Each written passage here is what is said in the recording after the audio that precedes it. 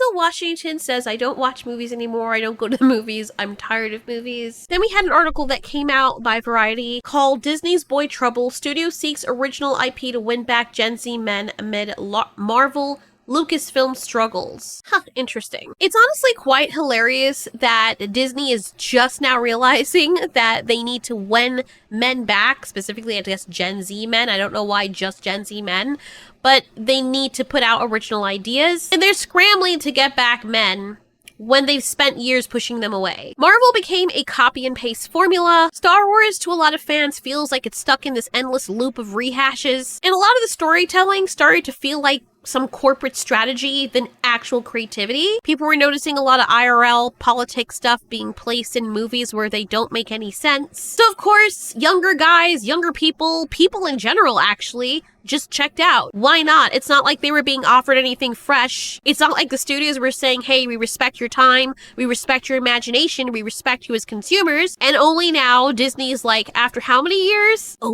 wait, maybe we should try something new. You don't say. Which, great, good, I guess. But the irony isn't lost on a lot of people because originality is exactly what made Disney huge in the first place, sort of. So the article starts by saying Cinderella and Sleeping Beauty aren't the only ones looking for a prince. Jesus Christ. Leadership at Walt Disney Studios has been pressing Hollywood creatives in recent months, multiple sources tell Variety, for movies that will bring young men back to the brand in a meaningful way. Young men is defined here by sources as ages 13 to 28, aka Gen Z. So Disney is deciding now that it wants Gen Z men back after how long? How are you gonna run off your audience for years and then suddenly panic because the numbers are now showing you, like, you haven't been aware that they've left? And the problem isn't that Gen Z men or men in general don't like Disney. They used to. A lot of people used to, me included. The problem is that what we've all been shouting from the mountaintops for forever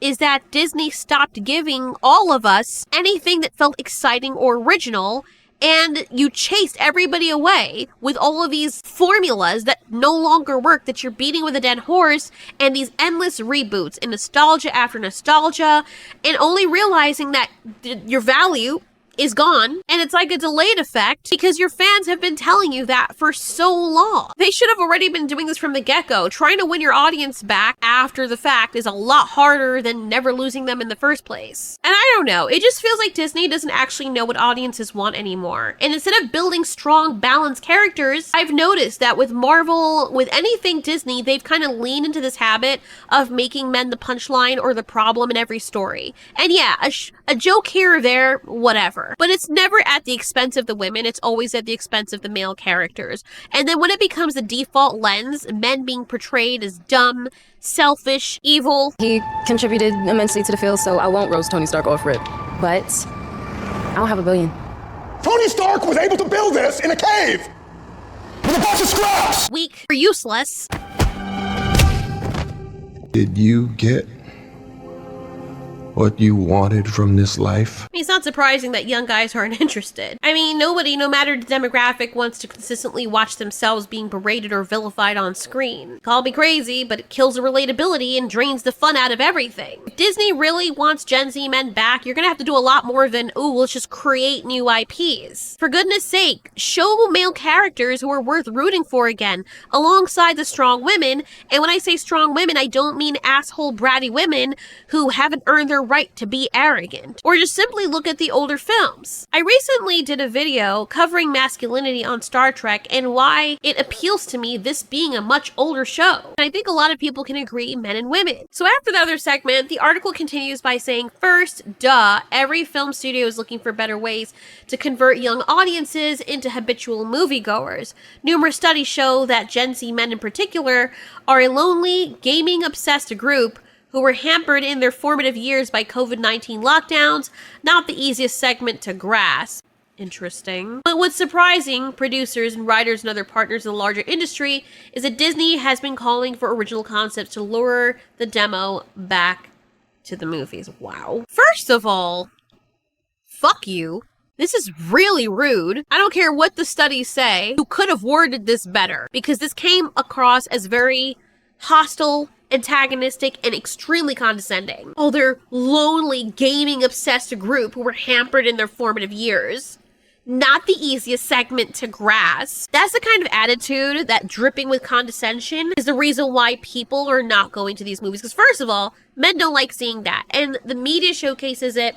They show it in the movies. It translates over into the stories and the way that characters are written and the way that they're treated. And also, women don't want to see that because they want to see good male characters as well. And I know this is going to sound crazy. Men want to gaze at pretty women and things they're attracted to. Also, they want to look at men who are strong and that they aspire to be. Women want to gaze at pretty men who they're attracted to. And they want to aspire to be strong women characters. Neither of us are getting any of those things. I'm not saying every single thing has to be about, ooh, spicy content. It doesn't always have to be about that, but it still has to be characters that we look up to and we can say, wow, I wish I was that person, or that person's badass. That person, I can think about that person, or aspire to be that person, or be attracted to that person. And this condescension, these are people that you're talking about. They're not just numbers. But that's definitely going to get them galloping back into the stables that are mired in shit. I mean, the lack of self-awareness in these articles is just crazy. Disney and the industry at large wants this specific demographics money that this demographic actually has less of nowadays. But they talk about them like there's some strange broken species or odd concept to study rather than an audience and people to respect. I don't know why. You see this the last 15 years, the last 10 years, it has been a thing. And you don't win people back by insulting them in the same breath that you're trying to sell them with. Like, it doesn't make any sense. I know this article isn't being written by Disney, but all of the media at large, they all coagulate upon each other. You think Disney doesn't know?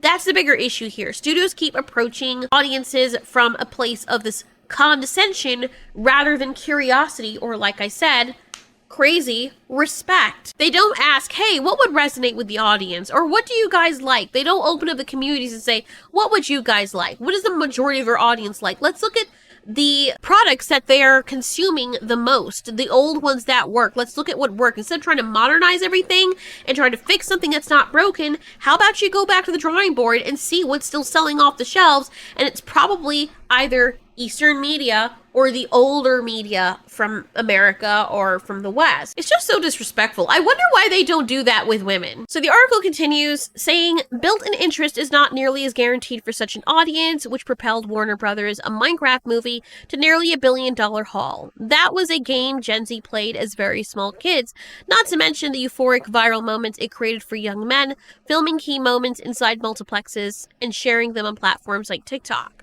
Sounds like a 90-year-old wrote this or something. Like, oh, these children must be studied. It doesn't sound like a real person is writing this article. Are they freaking robots over there? It's like they're not getting it. Gen Z doesn't need everything to tie to a childhood game or meme.